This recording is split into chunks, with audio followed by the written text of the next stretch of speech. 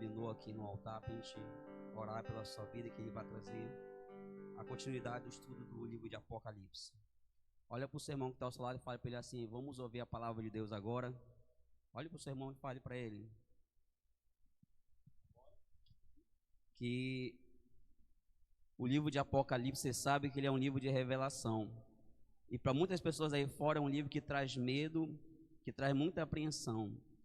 Mas que no nosso coração esse livro venha produzir um temor e um tremor muito grande a Deus, porque é um livro que mostra as maravilhas que Deus está preparando para nós no reino dele. Amém? Estenda a mão aqui para frente, vamos orar pela vida do nosso pastor. Senhor Deus, amado Pai, meu Deus, eu quero apresentar ao Senhor a vida do teu servo, a vida do pastor Alinor. Que o Senhor venha, meu Pai, derramar a sabedoria do Senhor sobre ele. E que a palavra do Senhor, meu Pai, venha a ser semeada em cada coração nessa noite. E que venhamos a aprender, Senhor, do que aquilo que o Senhor tem preparado, meu Pai, para nós. Aquilo que o Senhor tem reservado, meu Pai, lá no céu, para aqueles que querem na Tua palavra. E que essa palavra venha a produzir um tremor no nosso coração e um temor para com o Senhor, meu Pai. E que, acima de tudo, venha trazer uma eterna alegria, porque o lugar que nós iremos é um lugar maravilhoso que o Senhor está preparando, Senhor. Então, abençoa o Teu servo, traga a Tua direção nessa noite, em nome de Jesus. Amém. Aplauda o Senhor, em nome de Jesus. Glória a Deus, graça e paz, amados. Podem sentar. De posse da sua Bíblia, porque você, para estudar a Bíblia, precisa ter a sua Bíblia, né? Para você entender a Bíblia, tem que ler. Para ler, tem que ter. Principalmente se tratando de Apocalipse. O livro considerado por todos os comentaristas e estudiosos da Bíblia o mais complexo. E eu faço sempre questão de repetir essa frase, porque à medida que a gente vai lendo Apocalipse, caminhando nesses últimos capítulos, a gente vai perceber que parece que algumas coisas que se falam aqui já aconteceram. Mas não é uma impressão, de fato aconteceram. Mas os irmãos sabem que isso, deixa a sua Bíblia aberta aí a partir do capítulo 8, 9, que a gente vai caminhar um pouquinho. Presta atenção. A Bíblia, preste bem atenção para você entendendo passo a passo. Primeira coisa, a Bíblia é, de forma indiscutível, a palavra de Deus. Amém? Ah, eu não creio. Problema de quem não crê. Deus não mandou a sua palavra porque ele pensou assim: eu vou escrever um livro que vão chamar de Bíblia, que vai ter 66 livros, 39 no total, e porque eles vão acreditar. Ou Deus não pensou assim e disse: eu não vou escrever porque não vão acreditar. Ele não está preocupado com isso. Verdade que nós, como seres humanos, pecadores que somos, não devemos julgar ninguém. Isso é fato, e a Bíblia diz: não julgueis, para que vocês não sejam julgados. Eu estou trazendo a sua mente para a questão de que a Bíblia ela é a autoridade máxima, absoluta, queira o homem aceitar ou não, creia ou não, urine sobre ela ou não, faça cocô sobre ela ou não, como aconteceu na semana passada, né? Eu acho que muita gente vive isso aí. Não altera o que ela é. E outra coisa, apesar de a gente ter esse livro na mão, que muita gente diz que é cristão, mas não usa, esse papel aqui, isso aqui é como um livro qualquer, tá? É o conteúdo dela. Então alguém pode fazer o que quiser com ela, rasgar, queimar, como já fizeram. Não vai alterar o conteúdo dela, gente. Então Jesus, uma vez, alguém abre a porta lá fora, por favor, tendo uma severa discussão, uma discussão saudável, com os judeus, de um grupo mais específico chamado, um grupo de, me lembrei agora o nome dos dois grupos que mais discutiam com Jesus, os escribas e fariseus, eles disseram assim, quando Jesus chegou num ponto, preste atenção para você entender, para depois não ficar borboletando. Mas o Senhor está nos julgando. Ele disse, eu não julgo ninguém. Porque muitas vezes nós usamos a palavra de Deus para corrigir alguém, para alertar alguém, para instruir alguém. A pessoa disse, você está me julgando. Jesus disse assim, eu não estou julgando vocês. Quem julga vocês é a palavra. Eu estou apenas repetindo a palavra. Muito bem. Então, a partir do momento que Jesus disse que ninguém tem o direito de julgar ninguém, e que ele mesmo, mesmo sendo quem era, não usou do direito que tinha para julgar alguém, ele disse, quem julga vocês é a palavra. Eu estou apenas repetindo o que a palavra diz. E o que eu estou repetindo para vocês, eu recebi do meu Pai. Eu só estou repetindo para vocês. Então, não altera o conteúdo, não altera o poder, não altera a fidelidade, não altera a veracidade, não altera a essência. A Bíblia não sofre nenhum tipo de alteração por nenhuma força. Nenhuma força política, econômica, social, nenhuma força religiosa, nada altera o que a Bíblia é, meus irmãos. Nada da Bíblia se cumprirá porque eu ajudei se cumprir. Ou alguma coisa da Bíblia não vai se cumprir. Vamos trabalhar para que não se cumpra isso. Gente, é perda de tempo. Porque uma vez um profeta chamado Jeremias estava tendo uma visão. Ele viu umas amendoeiras próximo ao altar e derramando óleo, e o Senhor perguntou, Jeremias, o que é que você está vendo? Ele disse exatamente o que Deus estava mostrando, não distorceu a visão. Aí o Senhor disse assim, muito bem, porque eu velo pela minha palavra para cumprir. Então Deus não está preocupado se o homem crê na palavra, se o homem respeita a palavra, se ele usa a palavra, se ele tem Bíblia em casa, mas não usa a Bíblia, não é um leitor, um praticante. E eu quero antecipar para você o seguinte aqui, o que eu estou dizendo não é novidade para vocês. Você nunca vai conhecer Deus se não for pela palavra. Esqueça. Se você diz que é cristão, mas não lê a palavra, você não conhece seu Pai. Porque Deus se revela pela palavra. E se hoje, Deus cessasse o período da pregação da palavra expositiva, que é a palavra expositiva, o sermão expositivo é esse que a gente abre o texto e explica. Eu já tenho a palavra comigo. Se eu estou lendo ou não, é um problema meu. Mas eu quero deixar um conselho a você. Se você quer ser um crente que agrada o coração de Deus, se você quer ser um crente que conhece a Deus, e eu digo mais, não tem como agradar a Deus sem conhecê-lo. Como é que você vai saber a vontade dele? Como é que você vai dar um presente que a pessoa vai se agradar se você não conhece o perfil daquela pessoa? Aí você vai dar um perfume para ela, amadeirado, e ela não gosta. Ela gosta daquele perfume floral, aquele bem cheiro de defunto, de cemitério. Você não conhece? Aí, pelo fato de não conhecer a Deus, através da palavra, você vai fazer orações erradas que não serão respondidas. Você vai fazer troca de nome. Você vai misturar Jesus com Genésio. E aí vai ficar aquele samba do crioulo doido. Por quê? Porque você está com preguiça de ler a palavra. Porque você quer conhecer Deus, não é pastor que vai te explicar, não. Deus se explica, Deus se revela pela sua palavra. Tudo que ele queria que você soubesse a respeito dele, do céu e do inferno, está na palavra. Então o conselho que eu deixe de ser preguiçoso para querer comer só uma vez por semana quando vem na quarta-feira, quando vem, e coma todos os dias na sua casa. Hoje uma pessoa me ligou e disse assim, está muito ocupado? Digo, hoje é o dia que eu mais me ocupo, é quarta-feira. Mas por quê? Digo, se eu pudesse não sairia de casa, só estudando, principalmente com a responsabilidade que a gente tem de tratar um assunto como Apocalipse. E olha, eu acredito que algumas pessoas aqui me acompanham nisso.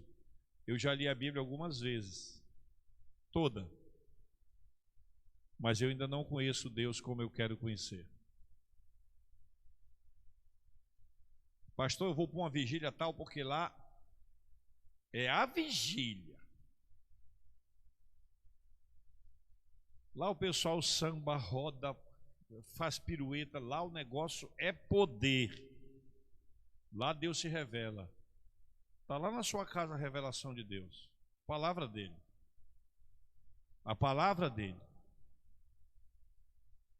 Pastor, estou me preparando aí. Eu não tenho nada contra isso, gente. Eu só estou dizendo para você que se você não participar de nenhum seminário, se você não participar de nenhum programa, mas se você ler a palavra de Deus todo dia, você está melhor do que aqueles que estão atrás de eventos. Porque Deus se revela pela palavra. Pastor, estou me preparando, estou economizando, que vem um pregadorzão aí. Sabe, o negócio vai tinir. E R$200 o ingresso para entrar. Já perde um pouco. Já está meio fora. Porque o maior pregador do evangelho depois de Jesus, ele, quando viajava, ele tirava do bolso dele e comprava passagem. Não tinha cachê. Quem tem cachê é artista. Só que o artista, o nosso artista, ele não precisa de cachê, porque ele é dono de tudo, que é o Senhor Jesus. Ele é o nosso artista. Ele é o nosso herói. Ele é o nosso modelo. Ele é o nosso irmão mais velho. Ele é aquele que a gente admira. Ele é aquele que a gente aplaude. Ele é aquele que a gente bate palma. Ele é aquele que a gente elogia. Esse sim. Para esse eu pagaria um cachê.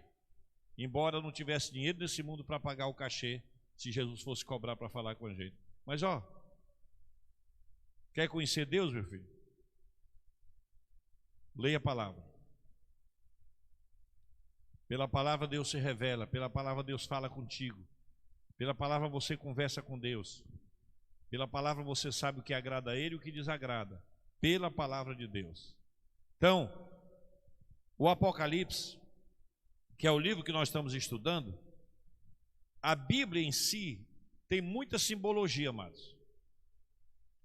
Mas não são simbologias ou símbolos sem nenhum propósito, sem nenhuma razão de ser. Vejam bem, a Bíblia Sagrada, essa que está na sua mão, cadê? Levante a sua Bíblia e diga assim: ô Bíblia amada, essa minha, diga aí. Cadê? Levante bem alto, isso. Quem não trouxe ficou chupando o dedo.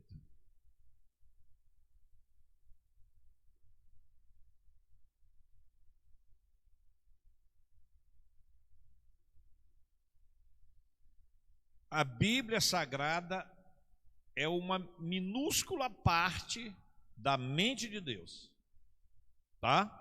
A Bíblia, esses 66 livros organizados hoje, que ela não começou assim, não tinha capítulo, tinha apenas os livros, os rolos, né? Depois foram organizando para facilitar a leitura. Ela é uma fagulha, diga comigo, fagulha. É uma fagulha da mente de Deus. Aí muita gente ainda fica questionando que a Bíblia deveria ser diferente. Se Deus, minha gente, fosse falar numa linguagem totalmente celestial e espiritual, você não ia entender nada. Você é um ser humano, mortal, pecador, limitado, com a mente desse tamanho.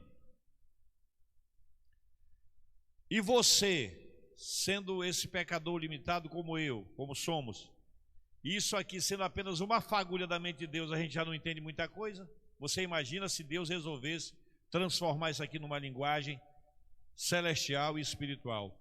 Nós não iríamos entender absolutamente nada.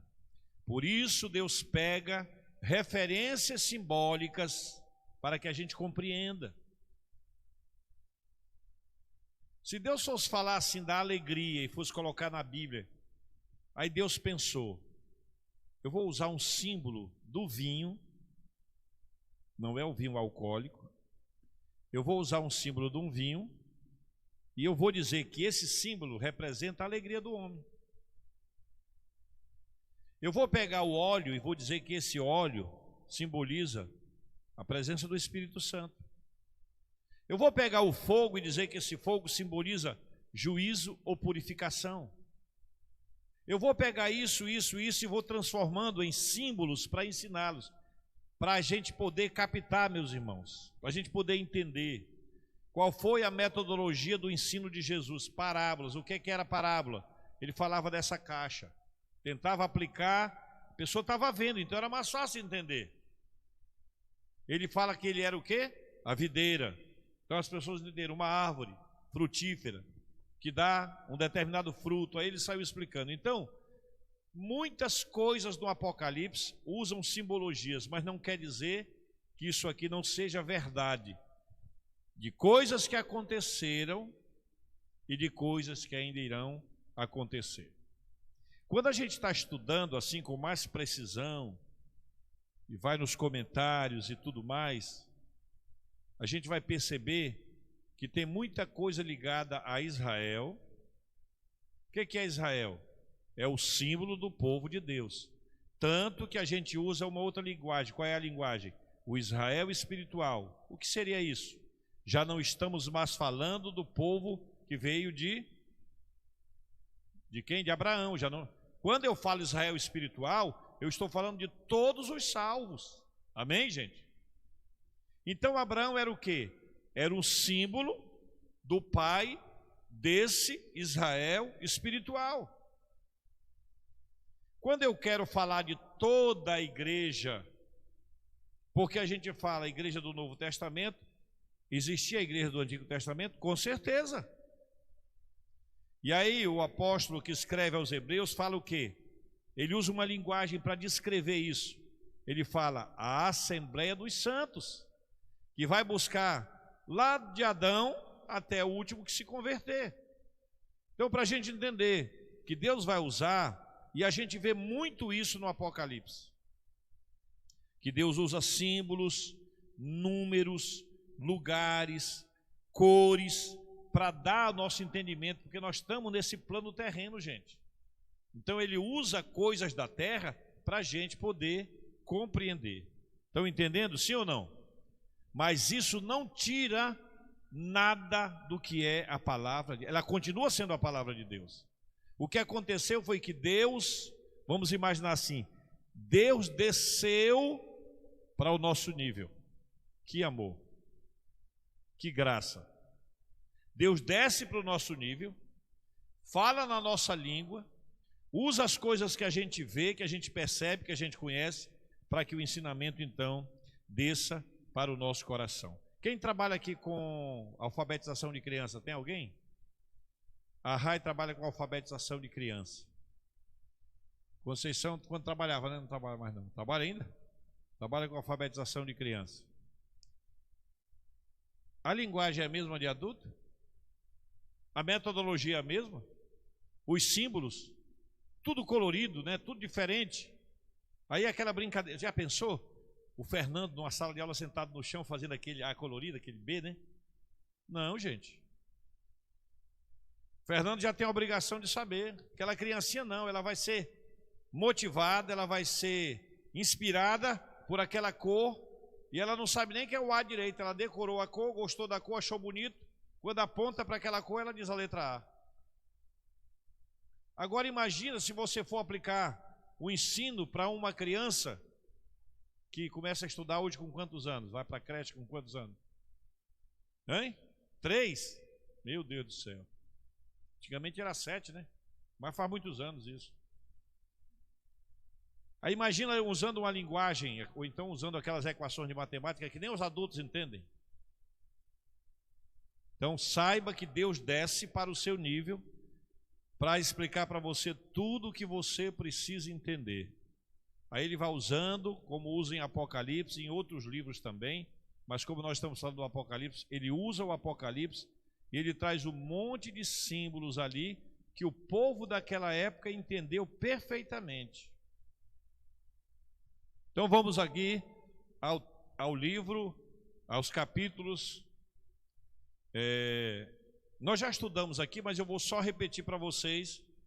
Quando os 7 selos são abertos e depois as trombetas começam a tocar, só vou recapitular. A primeira trombeta afeta a terra, falamos quarta-feira passada.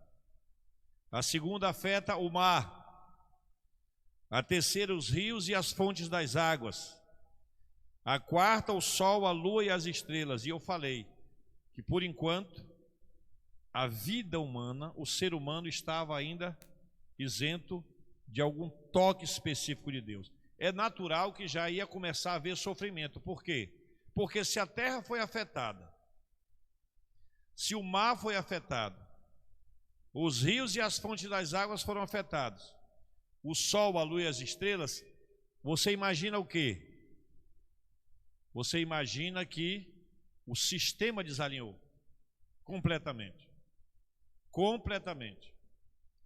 Você já começa a perceber o caos que vai ficar por aqui. A terra foi queimada, a terça parte das árvores e toda a erva verde, a terça parte. Por que eu estou fazendo questão de repetir isso? Porque você vai ler um pouquinho mais na frente e você pode achar que há uma contradição. Aqui, tanto as árvores quanto a erva verde foi afetado 33%. Mais na frente, no outro castigo, no outro juízo de Deus, você vai ver que ela é afetada em sua totalidade. Então, para a gente entender, a Bíblia aqui, então tá errado, porque ali diz que foi 33%, agora aqui já... Calma, que ali é uma outra sessão, é um outro período de juízo de Deus sobre o planeta. Então, afeta sol, lua, estrelas, fonte das águas e tudo mais. Aí você imagina como é que vai ficar isso aqui. A desgraça, o clima, água potável, o mar, a lua sendo afetada, que a lua governa as marés, as estrelas. E agora vai se tomar água de onde? Porque as fontes das águas e os rios, quando fala de mar, é água salgada, de rios, água doce, que é para o nosso consumo. E agora? O sol, a lua e as estrelas. Mas isso ainda não é o fim. Por incrível que pareça, minha gente, por mais que não pareça, Deus ainda nesse período está mantendo a sua misericórdia. Porque quando a gente chega lá na frente, a gente vai ver que Deus encerra o período da misericórdia e vem o juízo final definitivo e completo. A quinta trombeta, há um castigo sobre os homens. Versículo 9, o quinto anjo tocou a trombeta e viu uma estrela caída do céu e foi-lhe dado a chave do poço do abismo. Ele abriu o poço do abismo e subiu fumaça do poço como fumaça de uma grande fornalha, e com a fumaceira saída do poço escureceu-se o sol e o ar. Versículo 3. Também da fumaça saíram gafanhotos para a terra e foi-lhes dado poder com os que têm os escorpiões da terra. Foi-lhe dito que não causasse dano à erva da terra. Aqui ficou, tá? Porque terça parte dela já tinha ido embora. Nem a qualquer coisa verde, nem árvore alguma. Então somente aos homens que não têm o selo de Deus sobre a sua fronte. Foi também lhes dado que não matassem, e sim que atormentassem durante 5 meses, 150 dias de sofrimento. O seu tormento era como o tormento de escorpião quando fere alguém. Naqueles dias os homens buscarão a morte, versículo 6, e não acharão. Também terão ardente desejo de morrer, mas a morte fugirá deles. Veja que Deus está trazendo sobre a terra, sem distinção de raça, cor, nacionalidade, juízos, mas que ainda não estão na sua totalidade. Observe uma coisa, aí já na sexta trombeta, o sexto anúncio, já tem morte. O sexto anjo, estão me acompanhando? Sim? Gente, se alguém... A Marli, ela está querendo dormir, a Marli, eu estou de olho na Marli. Qualquer coisa, eu vou botar alguém para sentar ali perto dela. O sexto anjo tocou a trombeta e ouviu uma voz procedente dos 4 ângulos do altar, dos 4 cantos, que se encontram na presença de Deus, dizendo ao sexto anjo, o mesmo que tem a trombeta: solta. Olha a sequência aqui. O sexto anjo recebe um comando para soltar mais 4 anjos. Continuando. Solta os 4 anjos que se encontram juntos ao grande rio Eufrates. Amados, o rio Eufrates, ele é o limite do território de Israel com outras nações. Quando esses 4 anjos forem soltos, aqui a gente vai ver um pouco mais lá para frente, a guerra do Armagedon, e vai ver que esse rio vai possibilitar que as nações que limitam e tipo assim, que o rio Eufrates, que guarda Israel, guarda Jerusalém, para que não haja acesso por terra, ele vai se dividir e os exércitos de mais ou menos 200 milhões de soldados, serão várias nações da terra e invadirão Jerusalém. Então, por que esses anjos aqui vão trabalhar esse episódio?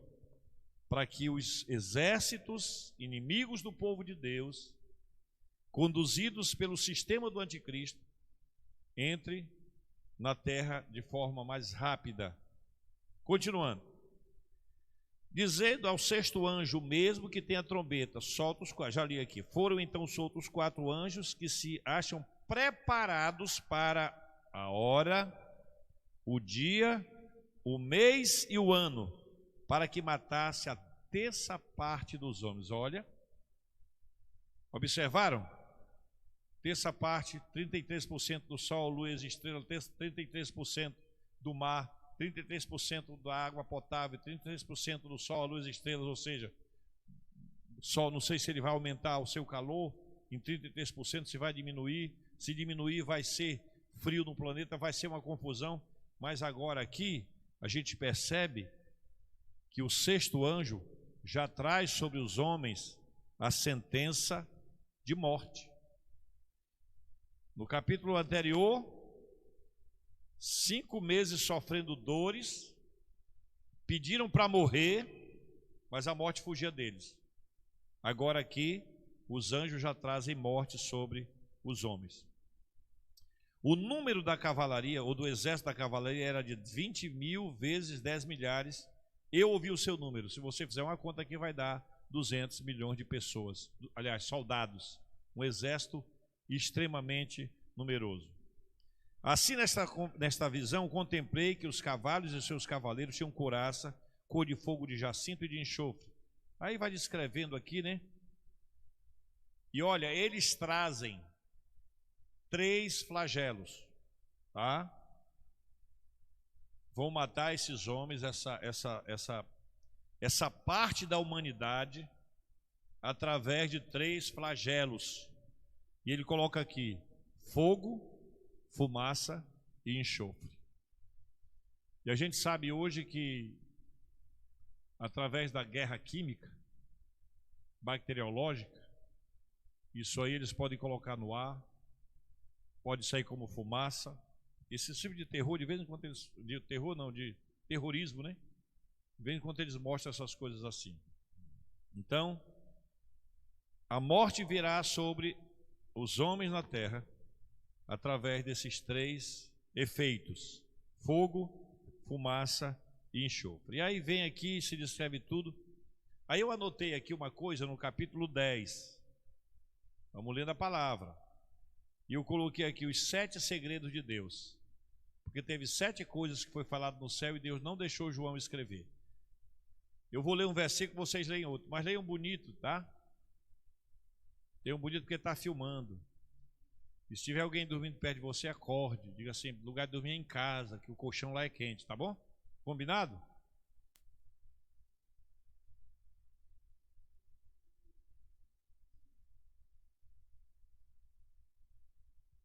Muito bem. Os anjos e os 7 trovões, João e o livrinho. Vi outro anjo forte descendo do céu, envolto em nuvem, como arco-íris por cima da sua cabeça.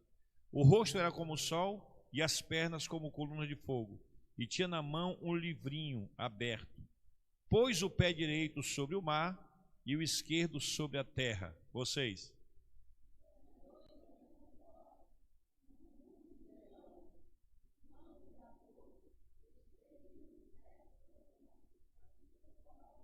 Aguarde um pouquinho. Imagine essa cena. Imagine a imponência desse anjo, desse ser. Ele coloca um pé sobre a terra e um pé sobre o mar. E quando ele fala, olha só, aqui ó, bradou em grande voz, que vocês leram, como ruge um leão, e quando bradou, desferiram os 7 trovões as suas próprias vozes.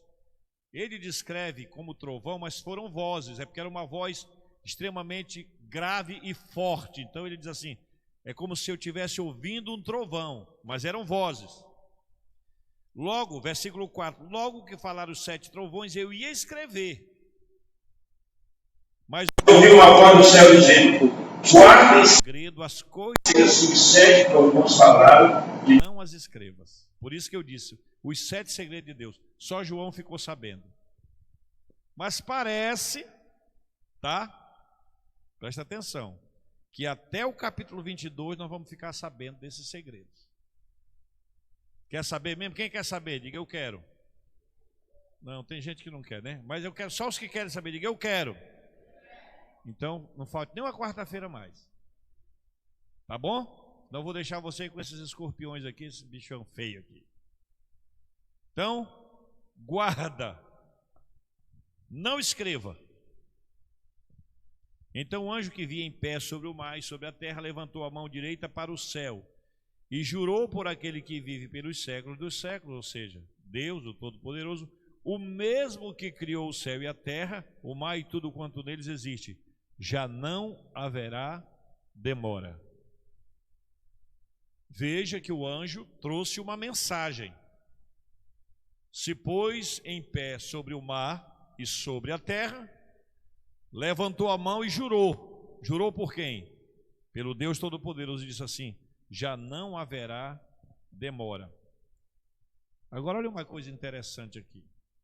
Versículo 7, me acompanhe com muito carinho. Mas nos dias da voz do 7º anjo, quando ele estiver para trocar a trombeta, cumpre-se-á então o mistério. Não falou de segredo aqui embaixo um pouquinho? Antes? O mistério de Deus, segundo ele anunciou aos seus servos, os profetas. Então a gente acredita que esse segredo está inserido dentro do ministério profético. Mas isso aí é uma coisa para a gente ver lá para frente. Mas se você quiser estudar e descobrir antes de mim, parabéns para você, tá? A voz que eu ouvi vinda do céu estava de novo falando comigo, dizendo, vai e toma o livro que se acha aberto na mão do anjo que está em pé sobre o mar e sobre a terra. Vocês, versículo 9.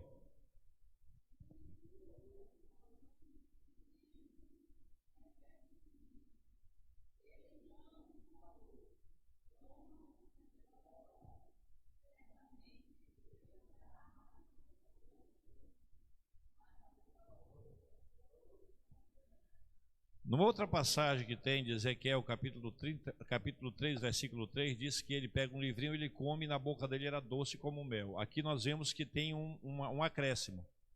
Na tua boca vai ser doce, mas no teu estômago vai ser amargo. Ou seja, tempos de dor, tempo de amargura, tempo de sofrimento, mas no final haverá um sabor de mel, que não tem nada a ver com aquela música, né? Mas haverá um tempo de alegria, de perpétua alegria, de eterna alegria nos céus com o nosso Deus. Tomei o livrinho da mão do anjo e devorei. Na minha boca era doce como mel, quando porém comi, meu estômago ficou amargo. Então me disseram, é necessário que ainda profetize a respeito de muitos povos, nações e línguas e reis. Ou seja, o livro não está concluído ainda. Ficou claro aqui, até o final do versículo 11, no capítulo 10, que o ministério de João, a revelação, todo o conteúdo do Apocalipse ainda não havia terminado. Porque quando ele diz, mas será que João vai sair nas nações? Não. Um assunto que diz respeito a todas as nações da terra, que é exatamente o Apocalipse. Observem agora, faltou uma trombeta, não faltou? Sim ou não? Está acompanhando? Qual foi a trombeta que faltou? Faltou a 7ª trombeta. Observaram que lá na frente dos selos também só se falou até o 6º e houve um intervalo? Quando se abriu o 6º selo, houve um intervalo até que se abrisse o 7º. E eu expliquei o período desse intervalo que houve entre o 6º e o 7º selo. Veio aqui as trombetas, vieram acontecendo as coisas, até a 6ª trombeta. De novo o intervalo, que foi exatamente para a gente ver essas coisas aqui. O segredo de Deus, para João, quando a 6ª trombeta toca aqui, aí vem, olha só, no intervalo da 6ª trombeta para a 7ª, acontece uma coisa muito interessante, que está no capítulo 11. Qual é o título do capítulo 11? Ordem para medir. Olha o intervalo. A pergunta seria, pastor, possivelmente, como nós cremos, nesse período aí, a igreja não estará mais aqui na terra. Essa igreja comprada pelo sangue de Jesus, a noiva do Cordeiro, não estará mais aqui. E você vê que acontece um monte de catástrofes, um monte de coisa ruim na terra. Mas aqui aparece de repente, entre a trombeta, a 6ª trombeta e a 7ª, um período para se medir o templo. Não é isso? Um período para medir o santuário. Isso aponta, meus irmãos, para a possibilidade de que o reino de Deus que veio à terra ainda está por aqui.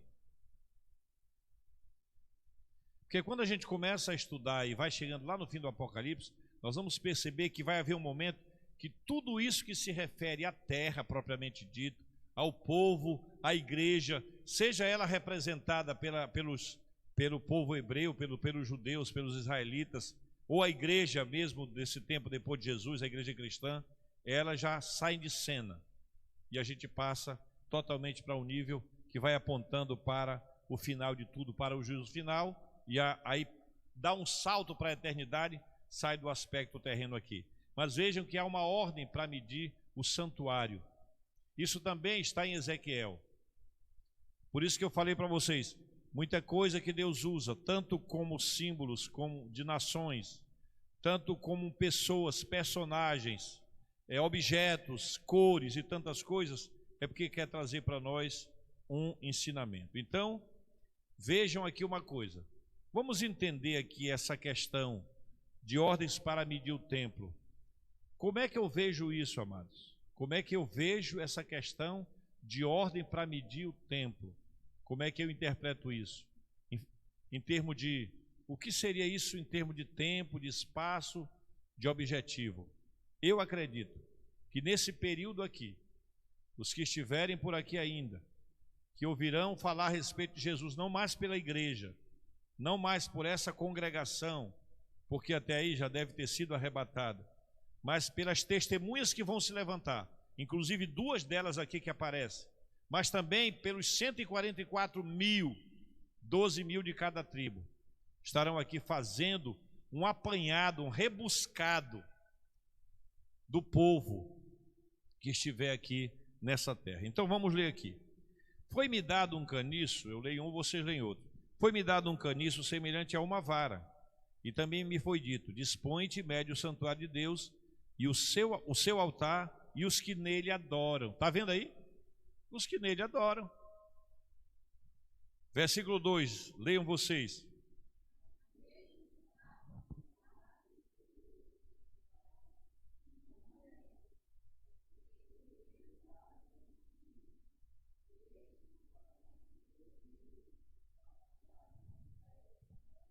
Como é que eu entendo? Que ainda haverá oportunidade para o povo de Deus, os hebreus, os judeus, quanto para os gentios. Como é que funcionava no Antigo Testamento? Os gentios, quem são os gentios, pastor? Todas as pessoas que não eram da descendência de Abraão, ou seja, estrangeiros ou gentios. Eles podiam ir para o templo? Podiam, mas não entravam, ficavam no pátio. Tá? É como se fosse aqui. Só entra daquela porta para cá, só o pessoal da igreja. Os que não são da igreja, da porta para fora. Mas ficam no culto? Ficam, mas no pátio. Então, você observa aqui, que diz isso aí, ó. mas deixa de parte do ato exterior do santuário e não meças, porque foi ele dado aos gentios, e estes por 42 meses, ou seja, 3 anos e meio, calcarão, ou seja, pisarão com os pés, é uma redundância da palavra, a cidade santa. Estarão presentes em Jerusalém. Eles não foram medidos. Aí você observa. O número 144 mil é um número exato? 12 mil de cada tribo? Para se chegar a 144 mil, eu preciso medir ou contar, correto? 144 mil, 12 mil de cada tribo, certo? Para chegar a 144 mil. Mas o gentio não foi contado, porque vai ser aberto para todos aqueles que ainda ouvirão a respeito da esperança da vida eterna. E aí ficou reservado o quê? O pátio para eles. Porque para os judeus era uma profanação entrar, a menos que se convertessem, se tornassem judeus, para ter direito então a entrar no santuário propriamente dito. O que vai acontecer também nesse período de 3 meses e meio? Mas o período mesmo são 7 anos, tá? Mas é dividido em 2 períodos, 3 anos e meio, mais 3 anos e meio para dar os 7 anos. 2 testemunhas virão para a terra. Versículo 3, leiam vocês, por favor, do capítulo 11.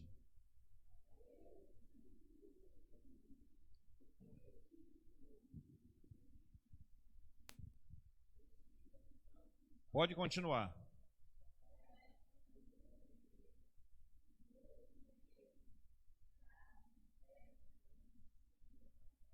Tá bem, até aí. Se acham em pé diante do Senhor da terra, ou seja, Deus. Se a gente pegar a Bíblia assim e enxugar tudo e for apontar os 12 ministérios que trabalharam o reino de Deus na terra de uma forma muito enfática, a gente só vai encontrar 2. Houveram outros. Quais são os 12 ministérios que a gente encontra? O ministério profético e o ministério apostólico. As 2 testemunhas. Por isso que diz que estão diante de Deus, diante do trono daquele que é o Senhor de toda a terra. Essas 2 testemunhas virão na terra durante esse período de 3 anos e meio. Olha uma coisa aqui. No versículo 2, é só para você entender que a Bíblia às vezes fala de uma maneira, fala de outra, mas é o mesmo assunto. No versículo 2 diz assim: 42 meses. Quanto é 42 meses? 3 anos e meio. Aqui nesse outro versículo que nós lemos, ele já não fala mais em meses, ele fala em quê? Mas faça as contas que também vai dar 3 anos e meio. Para que você não pense assim, há uma contradição aqui, de forma nenhuma. Ele ali falou em anos, e aqui ele fala em dias, que numa somatória é a mesma coisa. Continuando. Eles têm autoridade para fechar o céu. É daí para frente, né? Para que não chova durante os dias em que profetizarem. Tem autoridade também sobre as águas para convertê-las em sangue. É o 5? Então vamos lá. Se alguém pretende causar-lhes dano, sai fogo da sua boca e devora os inimigos. Sim, se alguém pretender causar-lhe dano, certamente deve morrer. Eles têm autoridade para fechar o céu, para que não chova durante os dias em que profetizarem. Vocês, continuem lendo.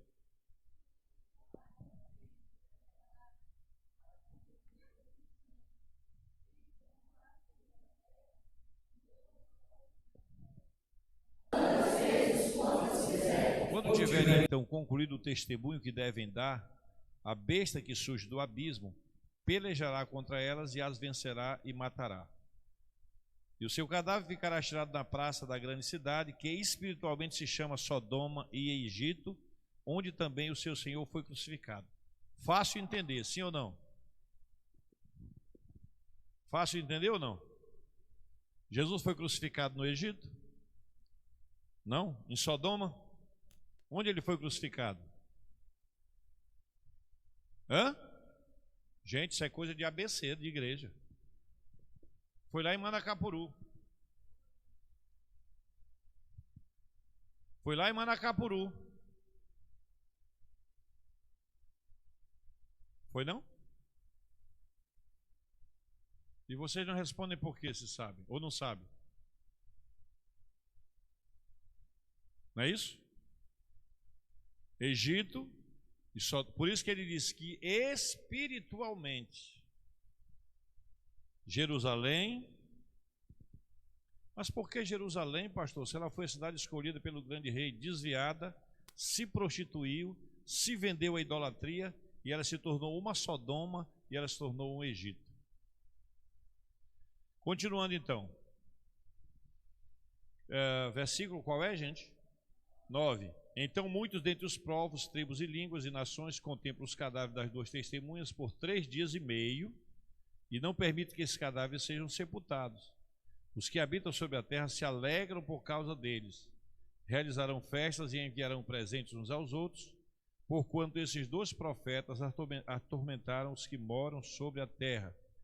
Mas depois de 3 dias e meio, um espírito de vida, vindo da parte de Deus, neles penetrou, e eles se ergueram sobre os pés, e aqueles que os viram, sobreveio grande medo. As 2 testemunhas ouviram grande voz do céu dizendo-lhes: subi para aqui. E subiram ao céu numa nuvem, e os seus inimigos as contemplaram. Naquela hora houve grande terremoto, e ruiu a 10ª parte da cidade, ou seja, 10% da cidade. E morreram nesse terremoto 7.000 pessoas, ao passo que as outras ficaram sobre modo aterrorizadas e deram glória ao Deus do céu. Passou o 2º ai. Eis que sem demora vem o 3º ai. Então, aqui nós vemos, ele falou de 3 ais, né? Lá na frente. Você deve lembrar que ele falou de 3 ais. O primeiro está na 6ª trombeta e o segundo na 7ª trombeta. Aliás, na 5ª trombeta, na 6ª trombeta. E agora ele fala que vem ainda um outro ai. Mas novamente, a gente vê a 7ª trombeta aqui, o início de uma nova sessão de acontecimentos dentro do Apocalipse. Então, a 7ª trombeta. Leiam comigo, tem gente que tem medo, tem uma música que a gente canta do Apocalipse, tem gente que fica com medo dessa música que a gente canta, né? Mas não é para ficar com medo não, é para dar glória a Deus. O 7º anjo tocou a trombeta e houve no céu grandes vozes dizendo, o que as vozes disseram?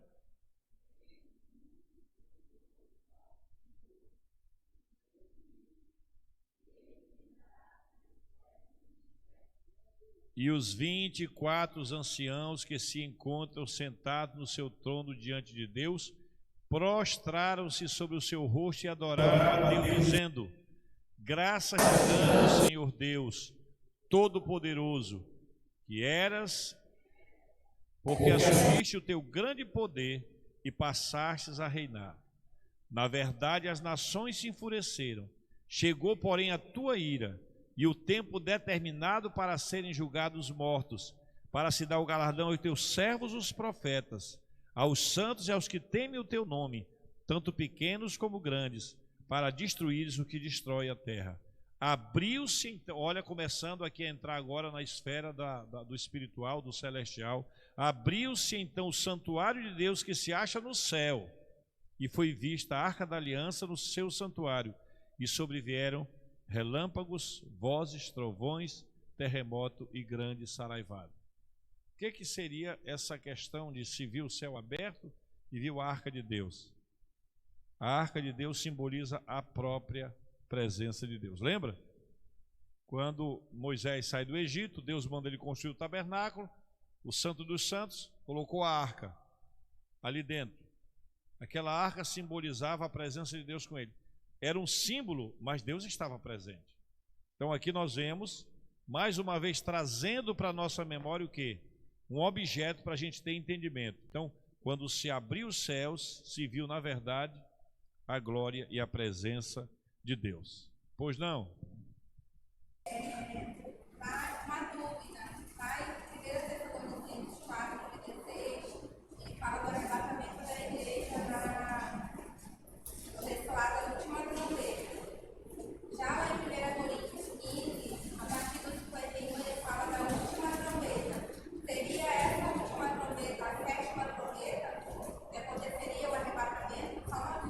Quando nós vamos entrar, depois do Apocalipse, nós vamos entrar especificamente no arrebatamento da igreja, e a gente vai trazer todas essas dúvidas aí a lume, para a gente entender bem, porque a gente vai ter que fazer um outro estudo a respeito do arrebatamento propriamente dito. Porque não dá para descrever exatamente agora, a gente vai ter que cruzar todos esses pontos aqui que aconteceram, esses intervalos e tudo mais, para saber, porque tem momento que a gente vai achar que a coisa está acontecendo cronologicamente, né? Segunda, terça, quarta, e não é. Então a gente vai ter que ter um tempinho assim muito, muito especial para a gente estudar com calma isso aqui, para a gente exatamente ver se ele está se referindo à sétima trombeta ou se ele está usando a trombeta apenas como dizendo assim, haverá um sinal, haverá um aviso nos céus, porque ele diz lá, né? O apóstolo Paulo diz, como é que vai ser o arrebatamento? Que eu até preguei um domingo desse aqui. Mas aí quando é pregação assim fica mais difícil a gente discutir, debater e entender. Mas depois a gente vai ver com calma essa questão aí. É uma pergunta interessante. O arrebatamento da igreja se daria com a primeira, segunda, terceira, sétima trombeta? Vamos estudar com carinho isso aí depois, tá, Regiane? Muito bem. Mas se eu não conseguir explicar para você, eu tenho um conselho para dar para você. Esteja preparado, meu filho. Isso é que importa. Quando vai ser? Primeira trombeta, sétima trombeta? Não sei. Ainda não sei. Nem sei se saberei. Espero que sim. Mas uma coisa é certa. Eu preciso estar pronto, de mala pronta para viajar para a eternidade com Deus. Amém? Muito bem. Então, onde nós estávamos? Paramos aqui no capítulo 12, não é isso? No 11?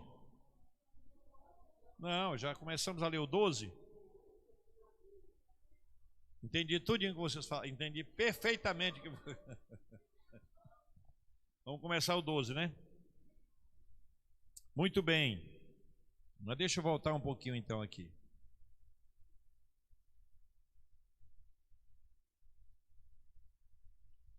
Só voltando um pouquinho aqui que a Regiane falou. A sétima trombeta é um anúncio. Olha só. O sétimo anjo tocou a trombeta e houve nos céus grandes vozes. Aqui, a sétima trombeta, gente, mostra muito mais uma grande celebração. Né? Olha aí. O reino do mundo se tornou do nosso Senhor, ou seja, de Deus e o Cristo, e ele reinará pelos séculos dos séculos. Olha essa cerimônia aqui, os 24 anciãos se levantando do trono, se prostrando, entregando a coroa àquele que vive para sempre. Aí tem uma oração aqui, aí finaliza dizendo que foi visto o céu aberto e a arca de Deus ali. Vamos ver se dá tempo de a gente trabalhar, tem 10 minutos trabalhar, ou pelo menos ler aqui a mulher e o dragão. Viu-se grande sinal no céu, a saber, uma mulher vestida do sol, com a lua. Deixa eu parar aqui um pouquinho. Nestor, chegou no teu ponto, né, Nestor? Tu não queria saber sobre essa mulher, esse dragão aqui que tu me falou? Naquele dia? Vamos ver o que vai dar, né? Viu-se grande sinal no céu, a saber, uma mulher vestida do sol, com a lua debaixo dos pés e uma coroa de 12 estrelas na cabeça, que, achando-se grávida, grita com dores de parto, sofrendo tormentos para dar à luz. Viu-se também outro sinal no céu. Qual foi?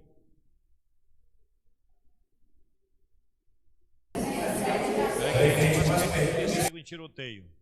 Volte lá. Versículo 3. Todo mundo. Viu-se também outro sinal no céu, e eis o dragão, grande e vermelho, com 7 cabeças, 10 chifres, e nas cabeças 7 diademas.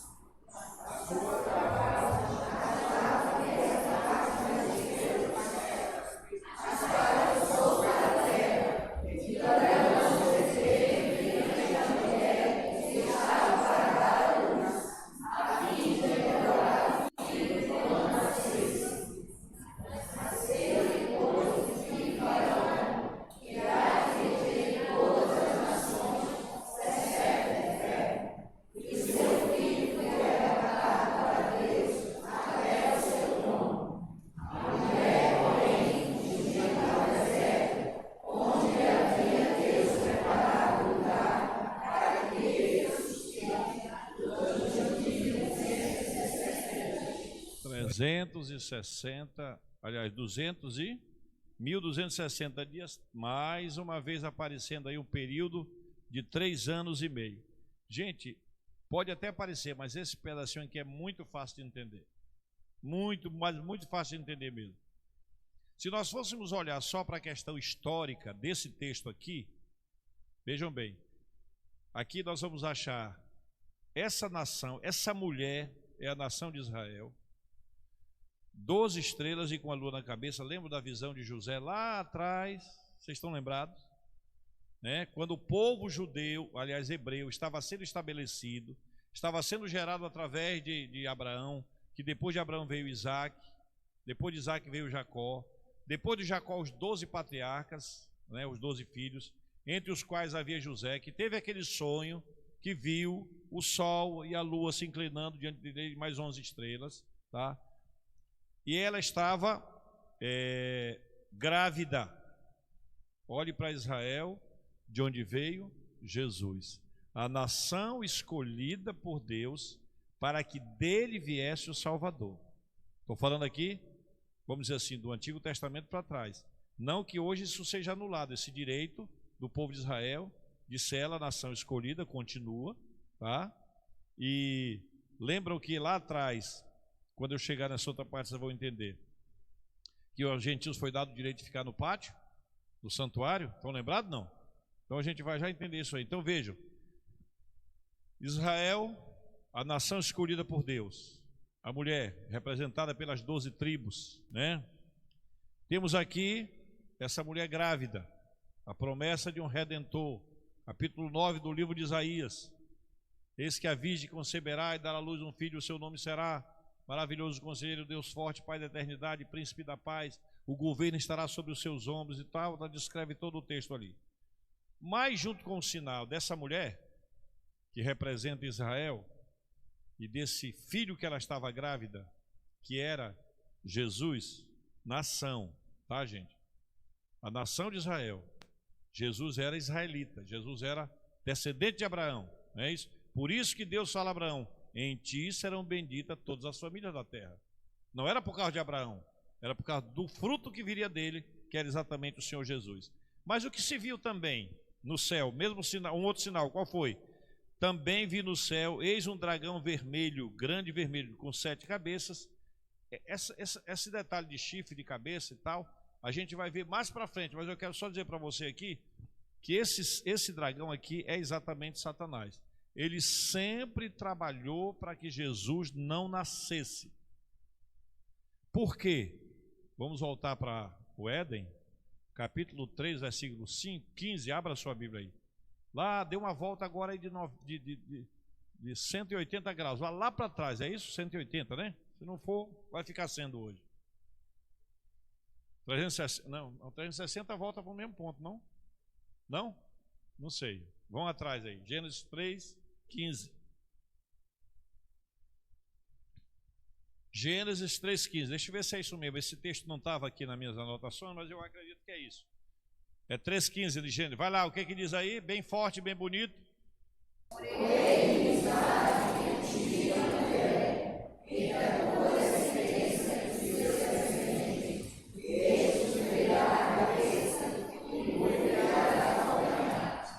Ok? Deus aqui estava falando com quem? Com Satanás. Da semente da mulher, eu vou levantar um que vai esmagar a tua cabeça. Ele estava sentenciando a serpente. Então você vê que Satanás, desde ali, ele já sabia que alguém ia se levantar para derrotá-lo. E ele trabalha fazendo o quê? Sempre trabalhando para destruir. Mas como vai destruir aquele que é o Senhor dos Senhores, né? Jamais. Então, não é difícil entender aqui. Então você vê essa serpente. Aliás, aqui para frente vai aparecer.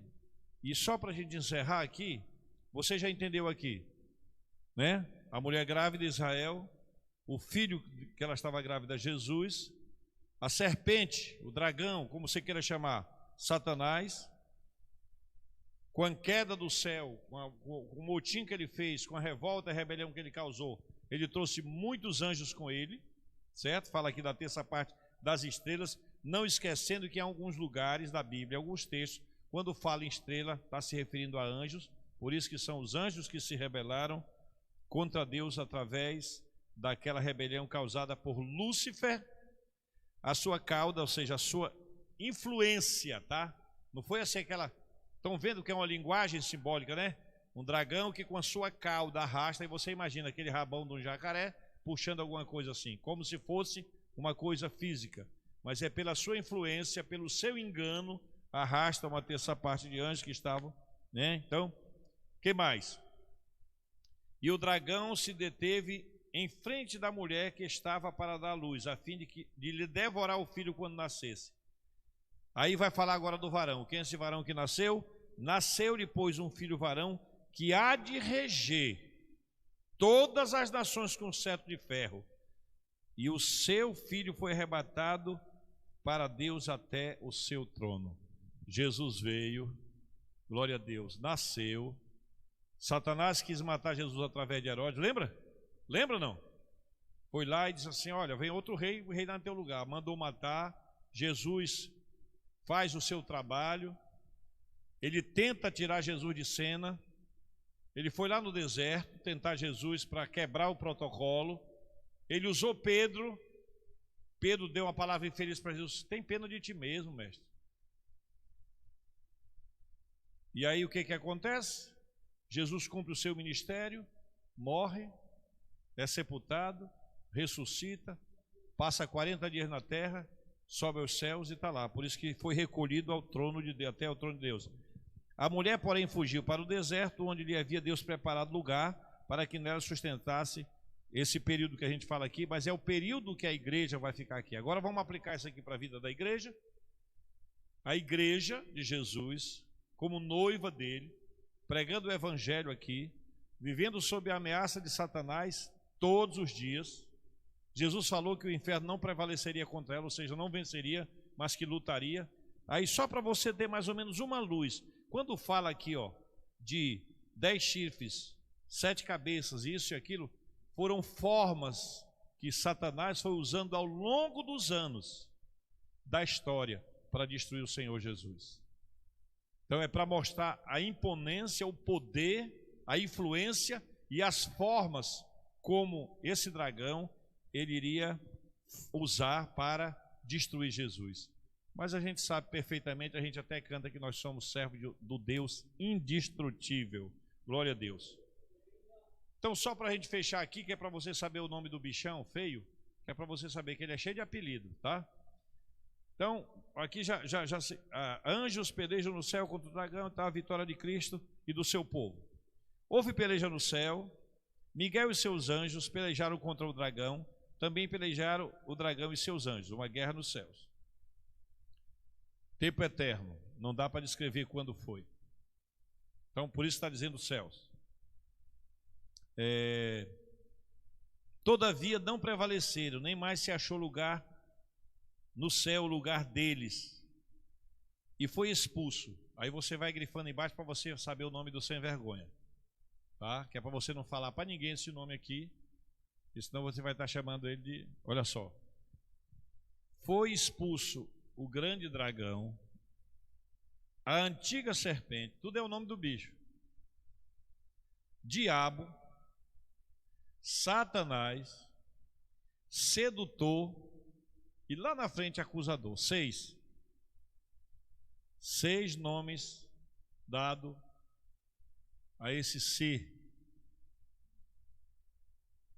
Você sabe quais são aí? Gravou, né? Dragão, serpente, diabo, Satanás, sedutor e acusador. Então, olha só o que diz aqui. Agora isso aqui é para você, é para nós. Mas não é só para nós. É para aqueles que viveram no passado debaixo do poder desse sangue. E hoje nós que vivemos debaixo desse sangue. E aqueles que viverão também debaixo desse sangue. Foi expulso Satanás, o acusador de nossos irmãos, o mesmo que os acusa de dia e de noite diante do nosso Deus. Eles quem? Os do passado, os do presente que somos nós e os do futuro. Eles, pois, o venceram por causa do sangue do Cordeiro e por causa da palavra do testemunho que deram, e mesmo em face da morte, não amaram a própria vida. Perseverança. Muitos já morreram por causa desse nome, muitos estão morrendo em vários países por causa desse nome, muitos morrerão por causa desse nome, serão perseguidos, mas eles venceram, ou seja, foram aprovados, estão prontos e aptos para receber a coroa da vida. Eles venceram por causa do Cordeiro e por causa da palavra do testemunho que eles mesmos deram, asseverando: eu morro, mas eu continuo dizendo que Jesus é o Salvador e é o meu Senhor. Por isso, olha a celebração aqui: festejai, ó céus, e vós que neles habitais, ai da terra e do mar, pois o diabo desceu até vós, cheio de grande cólera, sabendo que pouco tempo lhe resta. Então, meus irmãos, depois nós vamos ver aqui o dragão perseguindo a mulher, já falei um pouquinho, e depois a gente vai entrar na questão da besta da terra, da besta do mar, das vozes que vêm por aí. Tem muita coisa ainda para a gente aprender. Que Deus nos dê graça e compreensão para a gente entender tudo isso. Pastor, eu não entendo.